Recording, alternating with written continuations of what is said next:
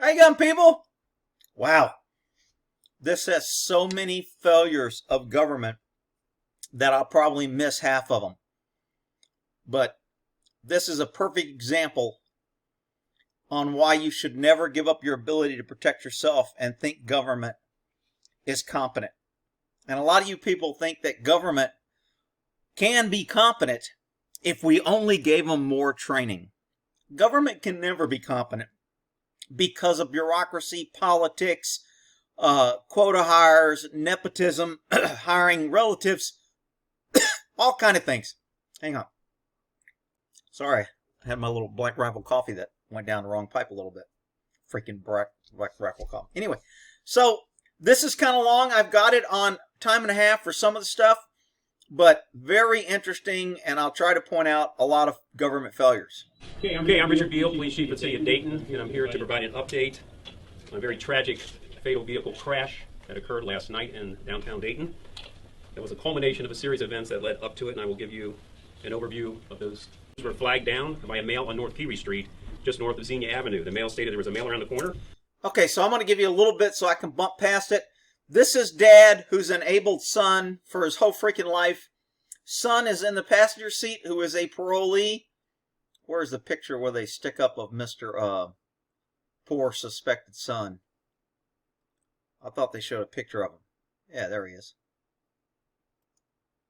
So this is Mr. Parolee with all of his Information. I will problems tell you in the past, in prison, tattoos.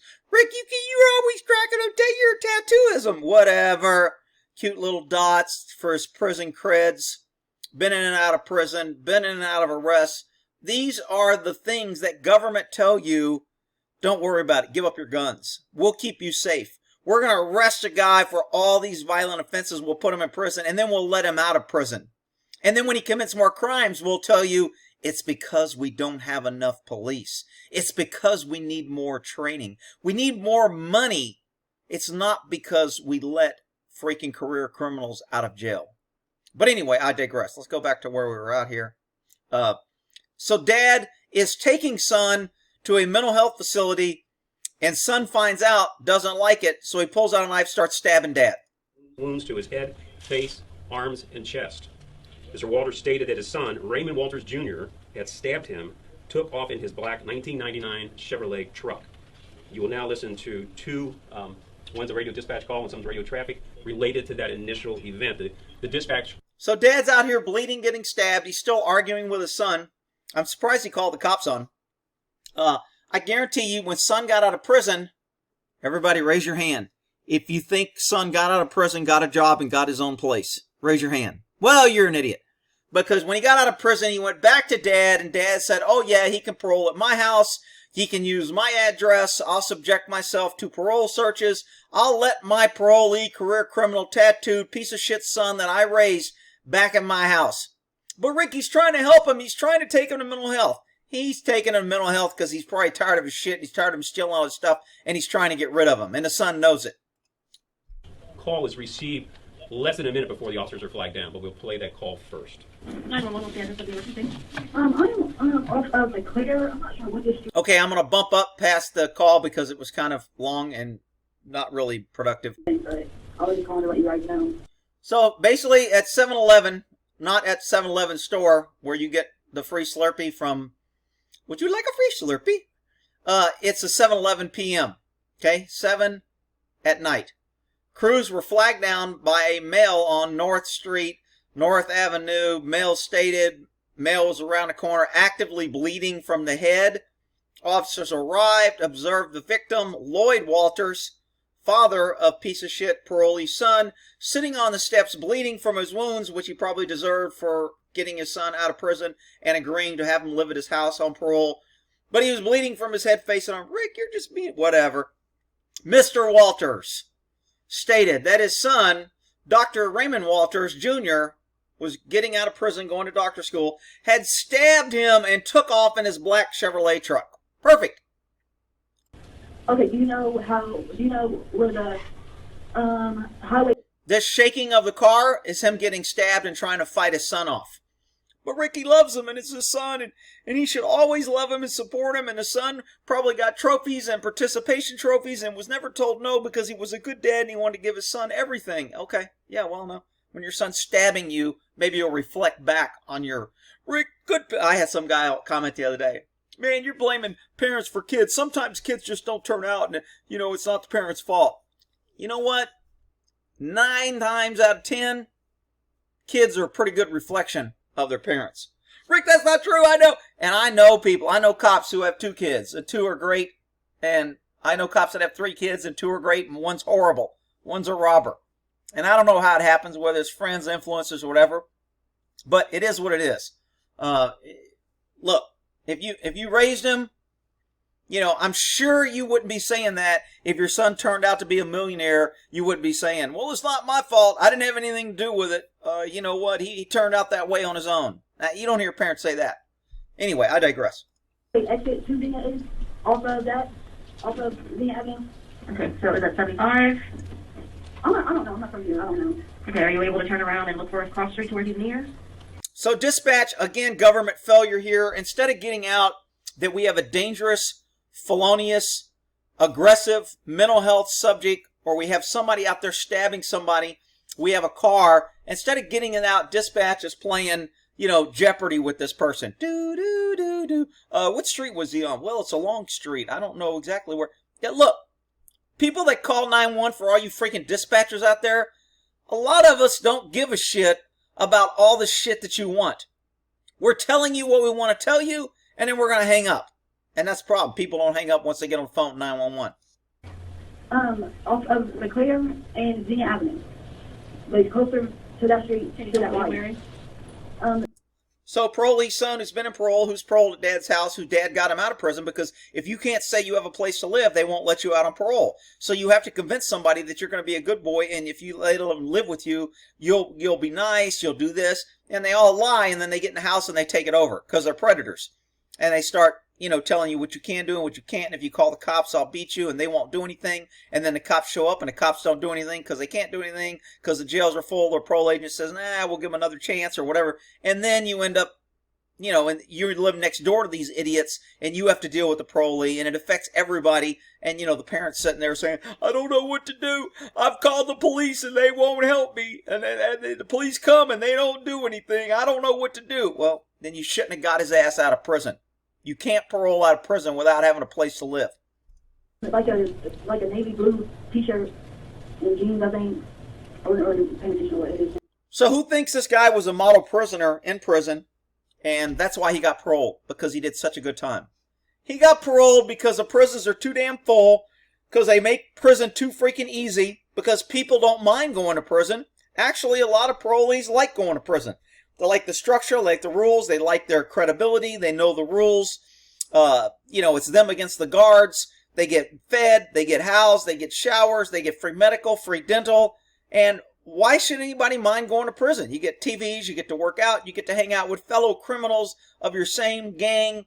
I mean, it's just ridiculous how easy we make prison, and then we wonder why the prisons are overcrowded and people don't mind going to prison.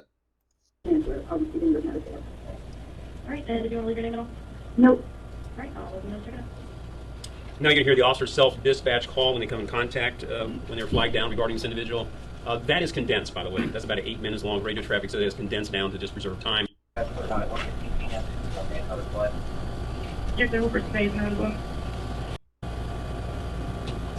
And let me get to the bad part on this video, because you want to hang around this video. And if you want to go watch it, you're more than welcome to go watch it on Video Leak Police. And here's the title. This guy ends up stealing a police cruiser. And not only does he steal a police cruiser, he crashes in the police cruiser, and then he hits a car with 7 children in it, killing 2. So this is the poster incident on why if you steal a car, deadly force should be authorized. You used to be able to shoot somebody if they stole your horse. It was your means of transportation. It wasn't because it was dangerous. It was you couldn't make a living. So it was important that people had the right to defend their property and their means of transportation and their way to make a living. So you could shoot somebody. Stealing a horse was a hanging offense, and you could use deadly force.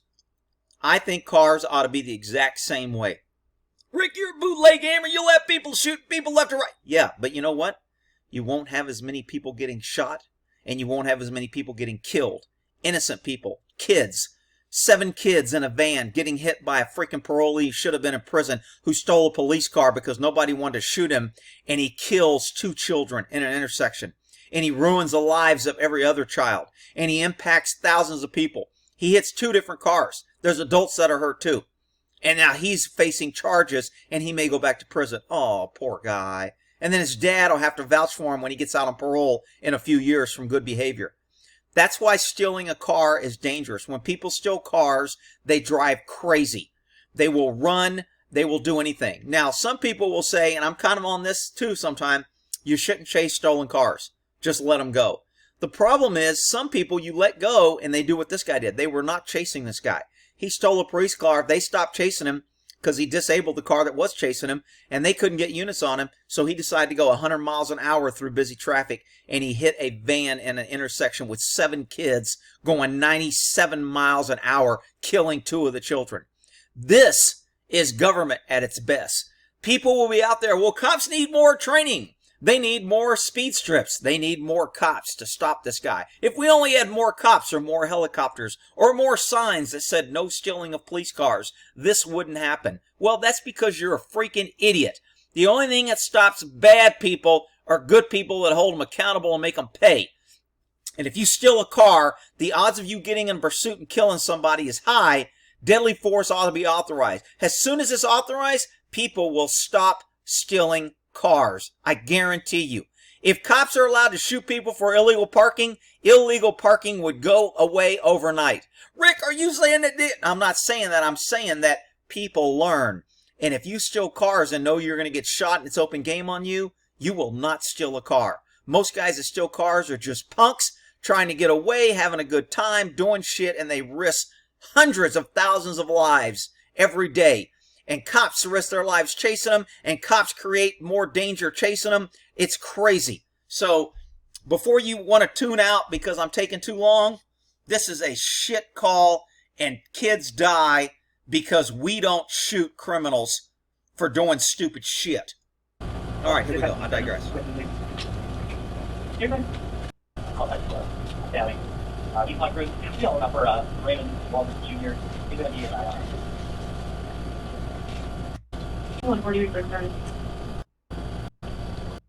John 239. So this is just a lot of radio traffic. At 13 p.m., the black Chevrolet truck drove off the roadway in front of 4542 Airway Road, striking a tree in the front yard. Suspect then exited the truck. Riverside Police Department was notified of the crash and responded to conduct an investigation. Okay, so here we have an officer. What happened here?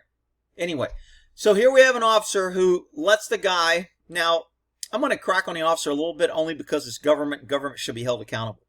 Citizens are told if somebody breaks in your house and gets your gun, you're going to be charged. And if they kill somebody with that gun, it's going to be your fault. You're told if you don't keep your gun locked up in your house and somebody gets your gun, you're going to be charged. But when cops let government steal their cars, just that incident the other day where the female cop left her gun in the car and the suspect got a hold of it and started shooting people, was she charged with failing to secure her gun? Of course not. She's government. The rules never apply to government. That's why you idiots who want to keep having more government and having more rules for you, knowing that government doesn't apply, you're an idiot. So this cop comes here, thinks it's an accident. The guy jumps in his car and steals his police car. And this is what he kills the 2 kids in the police car, with the Rams, with the engine. And guess what? He lives. He survives. He's got life-threatening injuries because he hits them at 100 miles an hour in a police car. A van with 7 kids in it. This is the shit that just pisses me off when government tries to tell me how competent they are. And if we only had more government, and more taxes, and more training, and more police officers, we could stop all this. Sure you could. You believe that? You're a freaking idiot. At 7:19 p.m., the Riverside officer exits police vehicle in an attempt to apprehend the suspect. Suspect was able to gain access to the police vehicle before he could be apprehended. Riverside officer tased the suspect in an attempt to stop the theft of the cruise. Okay, right here, I got no problem with the cop pulling his gun and shooting this guy. If this guy gets away, he could kill somebody in his car. In fact, he does kill 2 children. So why isn't deadly force authorized? Now, From the officer's standpoint, he doesn't know that this guy stabbed his dad.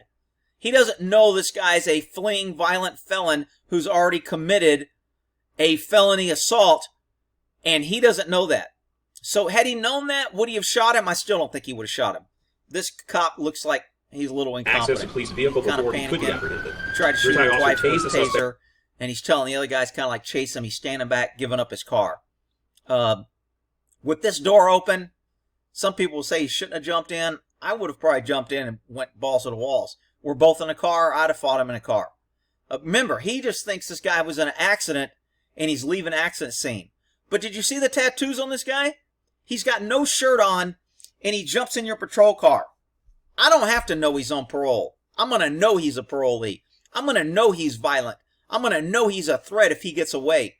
I'm going to jump in that freaking car and fight him. But again, you know, everybody can do their own. I know somebody here, oh, you're being a hero. You pissed your pants. Whatever, you freaking little pussies. Ain't never been out there and done nothing. Come here with your little Walmart degrees. Here we go. Attempt to stop the theft of the cruiser. The taser was ineffective, and the suspect fled in the police cruiser traveling west on airway roads. Okay, so this guy backing up at a high rate of, well, actually it's not that high rate of speed. Let me put this in normal so you can tell exactly how fast he's backing up. Backing up in a car at this speed is pretty tough to keep it straight. This door open really isn't going to affect him, but all these cars here, I was expecting this guy to rear, because normally when you're backing up fast, your car, your wheels will turn and you'll either spin to the right or spin to the left. He ends up spinning to the right. Had he spun to the left, he would have took cars out here. Maybe it would have been better. He wouldn't have got enough speed to kill the cops or kill the kids. Traveling west on airway roads towards Smithville Road. This is the 911 call of the accident. So who thinks this guy in charge of a stolen car with probably a shotgun or an AR in the car, deadly force should be authorized? I think it is authorized. I think he's a fleeing felon. He just stole a car, which is a felony. He just stole a weapon, which is a felony. He's now in possession of a stolen firearm, and he's a danger to the public. And if he gets away, somebody could die. I think deadly force is authorized. Requesting police response. Yes, there's somebody just rushed in my front yard. Okay, what did they hit, man? They hit a rock, hit my tree, and the car's just sitting out here running, and somebody took off running out of it. Okay, are they injured? I don't... This dispatch kills me. Dude took off running. Who cares? What does he look like, and which way did he go? Is he injured? Are you freaking kidding me?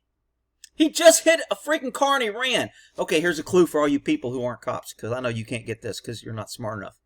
When somebody wrecks a car and they run away, they're usually a criminal.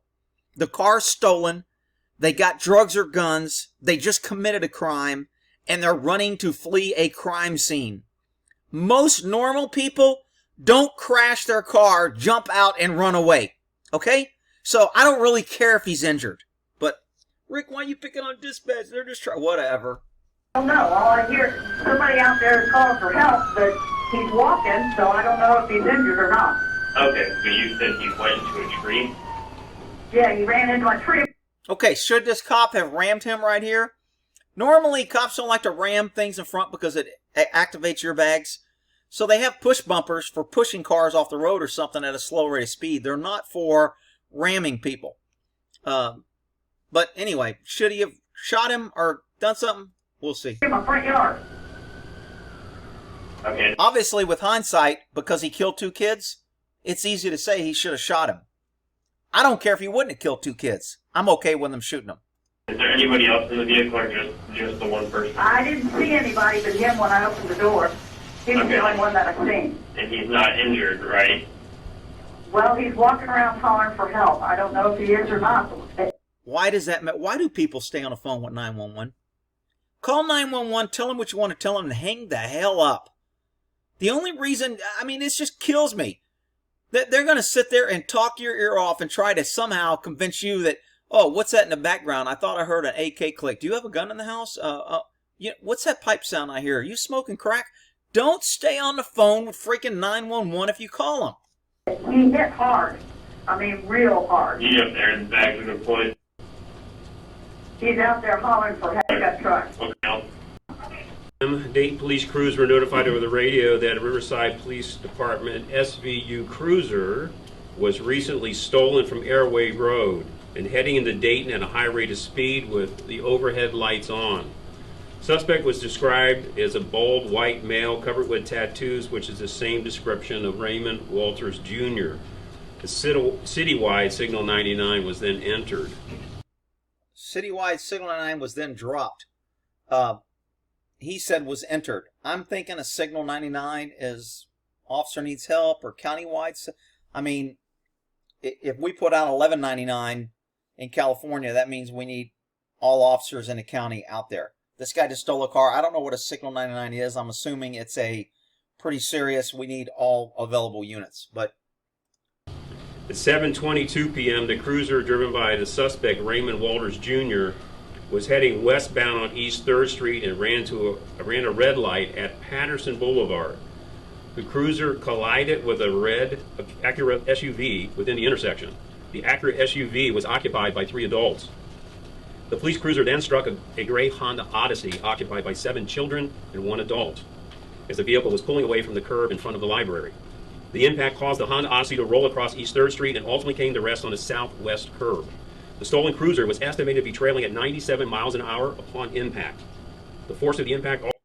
luckily, he hit a car with adults before he hit the 7 children, because it probably took a lot of the impact and inertia and energy and all that shit that does all the damage. He still killed 2 of the children. If he'd hit that van at 97, he'd have killed all the children. But it's just, it just pisses me off. also caused the police cruiser to split in several pieces. You'll now hear a dispatch call. There was just a bad intersection there, police car, stolen police car, Patterson and 3rd Street. Patterson and 3rd, and she's all Yes, there was a police cruiser that just went through the intersection and was hit by another officer's car that was involved. Our force that was to actually take Mr. Walters into custody, so he's non-compliant upon our approach to him. Total 12 removals were made from the crash site by Dayton, Harrison Township, and Kettering 12 removals. These cops use freaking cop terms. I'm assuming that means 12 injured people. medics to Grandview, Miami Valley, and Dayton Children's Hospital.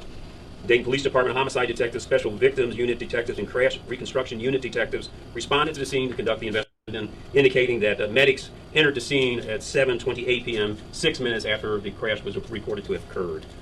And now you will see the dash cam of a Riverside cruiser that was responding to the scene. It was a police sergeant of this initial incident, where also a Riverside officer was already on scene, driving backward, potential to pursue that vehicle.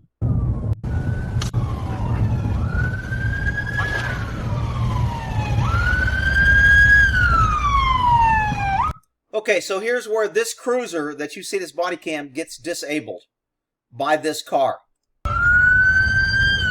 And I can't for the life of them make out what's in the road. I've tried. I'm thinking it's part of the knucklehead's truck that he crashed in the tree. He hit something and drug it. So I don't think this is from this police cruiser, but I don't know.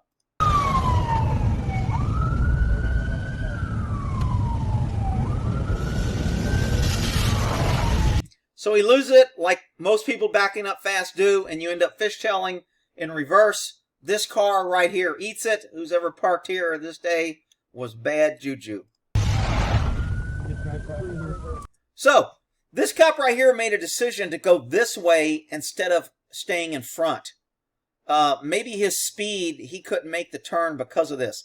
Tactically, of course, hindsight's 20/20. He would have been better going to the front because he could pit him and stop him and keep him facing him. But he goes straight, again, maybe for his speed, which tends to be a critical error. Because this car comes around, still in reverse, still flooring it, and takes out the cruiser. Now this guy can't chase him. And he's off. So this is a common disable technique for a lot of people when you're chasing them. If they slam on the brakes or go in reverse, they know they ignite set off your airbags, which means you can't see and can't drive. They usually take your car out of commission and doesn't do anything to their car. This car is pretty much 100%. The cop car was taken out of the fight with one little ram. Now that ram was probably, I'm going to say 30 miles an hour, 40 miles an hour, and it doesn't take much. I think your airbags deploy at anything over 20 or 25. They may have changed it. I don't know what it is. But anyway, this is why this guy gets away, and now he goes off to kill the 2 children.